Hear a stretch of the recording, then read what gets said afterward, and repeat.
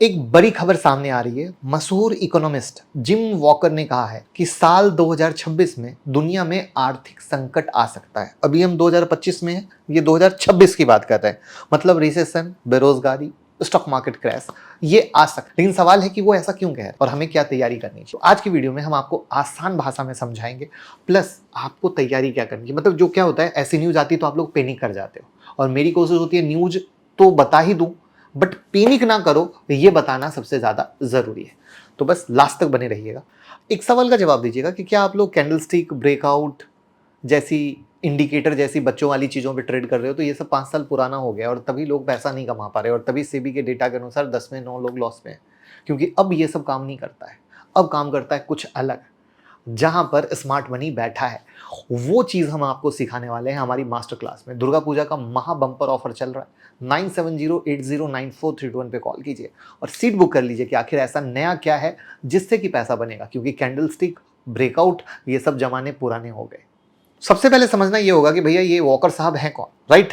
तो ये chief economist है, ठीक है, और ये मैक्रो इकोनॉमी के एक्सपर्ट है। मतलब interest rate, inflation, global market में ये सब चीजें बहुत मायने रखती हैं और इनका डीपली स्टडी करो। और इनकी खासियत है ये ब्लंट बोलते हैं, मेरी तरह करवा बोल लो, और सच चाहे कितना भी करवा हो, इन बिंदास बोलते हैं।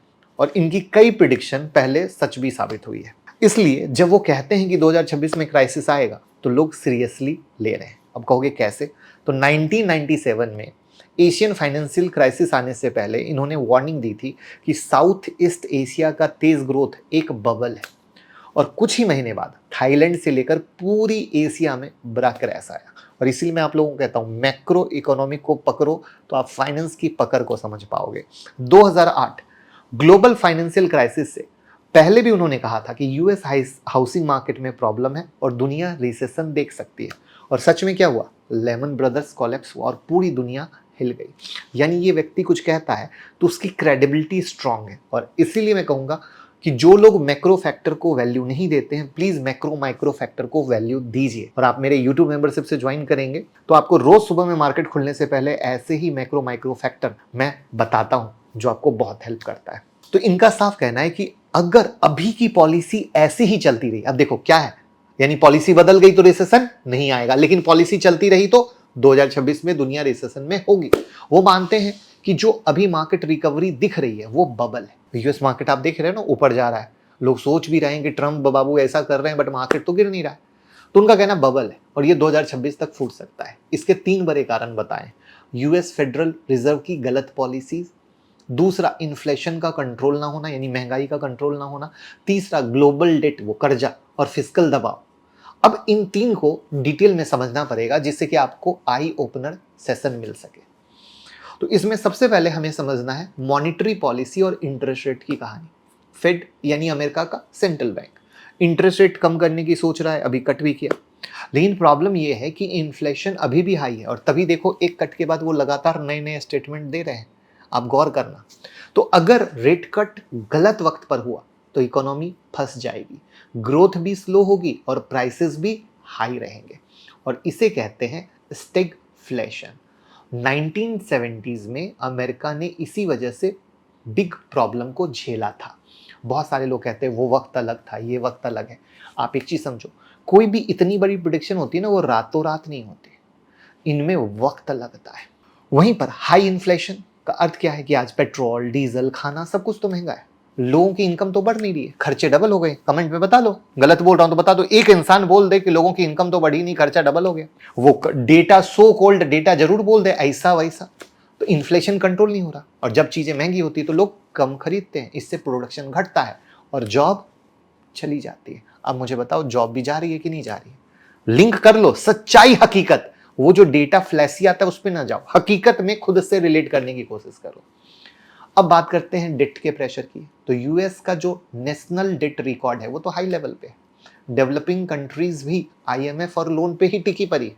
तो अगर ग्रोथ स्लो हो गई तो लोन कहां से चुका पाएंगे? मुश्किल है, डिफॉल्ट होंगे। और डिफॉल्ट हो गए तो बैंक पे मुश्किल, यानी बैंक क्राइसिस आएगी। देखो पूरा इकोसिस्टम कैसे एक दूसरे से जुड़ता चला गया, ठीक है।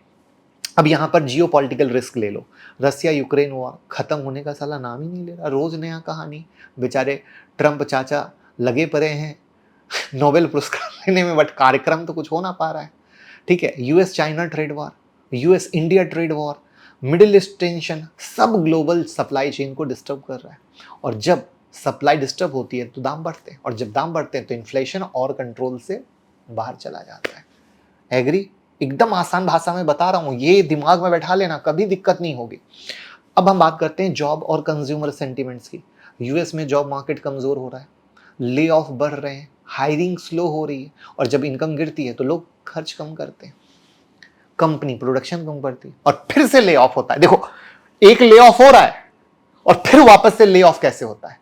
तो ये साइकिल क्या करता है, इकोनॉमी को और कमजोर करता है। तो क्या रातों रात करता है? नहीं, ये टाइम लेता है। और इसीलिए उन्होंने क्या कहा कि अगर पॉलिसी में बदलाव नहीं आए तो ये साइकिल धीरे धीरे कमजोर होएगा, राइट। तो अगर 2026 में सच में क्राइसिस आया तो असर फिर क्या है, हर जगह हो। स्टॉक मार्केट क्या होगा, क्रैश करेंगे, वोलेटिलिटी बढ़ेगी, पैनिक का माहौल दिख सकता है ना। बैंक और लोन क्या हो जाएंगे, ईएमआई महंगे हो जाएंगे, लोन महंगे हो जाएंगे, कई कंपनियां दिवालिया हो जाएंगी। सबसे ज्यादा पता है मुश्किल किसकी होगी, डेवलपिंग कंट्री की। फॉरेन इन्वेस्टर पैसा निकाल लेंगे, रुपया गिरेगा, इंपोर्ट महंगे होंगे। जॉब और लाइफस्टाइल, यहाँ पर क्या होगा, क्या जॉब क्या लाइफस्टाइल, अनएम्प्लॉयमेंट बढ़ रही है, मिडिल क्लास पर दबाव होगा, ईएमआई, फी, मेडिकल कॉस्ट सब महंगे हो गए, तो क्या लाइफस्टाइल, गया झंडू बाम, बाबा जी का ठुल्लू, है ना। तो अब आप कहेंगे सर ये सब तो अमेरिका की बात हो गई, इंडिया पे बात कीजिए, करते हैं। एफआईआई पैसे निकालेंगे, राइट, एक तो ऐसे ही निकाल रहे हैं, सोचो वो हालात हो गए तो और कितना पैसा निकालेंगे, राइट। और क्या अमेरिका में कुछ क्राइसिस आती है तो इंडिया छूता रह जाएगा, आईटी और एक्सपोर्ट सेक्टर को झटका लगेगा, रुपीस गिरने से पेट्रोल और इंपोर्ट महंगे हो जाएंगे, राइट। लेकिन पॉजिटिव साइड भी है दोस्तों, इंडिया का डोमेस्टिक डिमांड स्ट्रांग करेगा। अगर गवर्नमेंट रिफॉर्म जो हो रहा है डिजिटल इकोनॉमी पे, इंफ्रा पे, मैन्युफैक्चरिंग पे, अगर ये खूब अच्छे तरीके से हो तो हमारे देश को उभर के आने का बेहतर मौका मिलेगा। क्योंकि पता है 2008 में भी जब दुनिया क्राइसिस में थी, इंडिया की ग्रोथ बहुत तेज थी।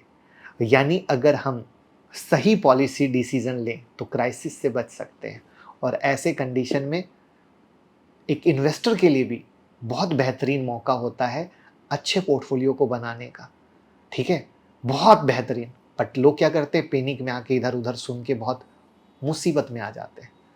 तो अब हमें क्या करना चाहिए, हमें कभी भी इन्वेस्टमेंट को डाइवर्सिफाइड रखना चाहिए। स्टॉक के साथ गोल्ड में भी रखें, बॉन्ड में भी रखें, राइट है। लोन कम लें, दुनिया लोन लेती जा रही है, पगलाई हुई है।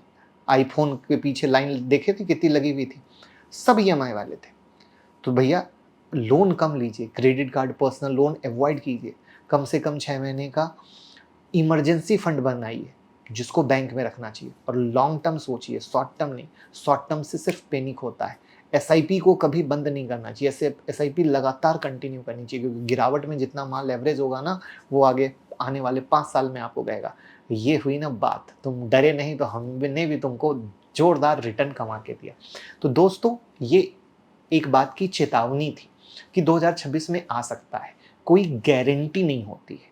ठीक है, क्यों? क्योंकि अगर पॉलिसी बदल गई तो सब चीज़ सही हो सकता है। और याद रखिए, क्राइसिस हमेशा के लिए नहीं होता, हर गिरावट के बाद रिकवरी आती है। तैयारी करेंगे तो डरने की ज़रूरत नहीं है। तो आपको क्या लगता है, 2026 में क्राइसिस आएगा या नहीं, कमेंट में बताइएगा। ऐप डाउनलोड अगर करते हैं मुकुल अग्रवाल एंड्रॉयड और आईओएस पर, तो 25 वीडियो की फ्री प्लेलिस्ट आपको मिलती है, जहां पर से आप इंट्राडे स्विंग पोजिशनल सीख सकते हैं। साथ में अपने कोई भी सवाल हो आप पूछ सकते हैं। साथ में आपको फंडामेंटल एनालिसिस सीखना हो, टेक्निकल एनालिसिस सीखना हो, या ऑप्शन ट्रेडिंग सीखना हो, वो कोर्सेज भी अवेलेबल हैं हमारी ऐप पर, जो खरीद सकते हैं। और जिस तरीके से मैं ट्रेड करता हूँ, इन्वेस्ट करता हूँ, बिल्कुल मेरे ट्रेडिंग का तरीका या इन्वेस्टमेंट का जो सीक्रेट है वो मैंने अपने कोर्स में आपको सिखाया है विद हैंड होल्डिंग सपोर्ट। तो एक बार यहाँ से चेक करें, आपको बहुत फ़ायदा मिलेगा। और अगर आपको लगता है कि ये चीज़ महंगा है तो आप हमारा यूट्यूब मेंबरशिप ज़रूर ज्वाइन करें। वहाँ हर वीक एक वीडियो आती है, लाइव मार्केट अपडेट आते हैं जो आपके सोचने के नज़रिए को, ट्रेड करने के नज़रिए को, इन्वेस्ट करने के नज़रिए को बदल देंगे। सालों से बहुत सारे लोग जुड़े हैं जो उसका बेहतरीन फ़ायदा ले रहे हैं। साथ में डीमेट अकाउंट ओपन करके तो सपोर्ट करिए ही करिए। और आप कोई भी न्यूज़ चाहते हैं तो टेलीग्राम का लिंक डिस्क्रिप्शन में है, टेलीग्राम से जरूर जुड़ें। कैसी लगी पूरी डिटेल एनालिसिस वीडियो कमेंट में बताइए, लोगों के साथ शेयर कर दीजिए, प्यार मोहब्बत देते रहिए। जय हिंद, जय भारत।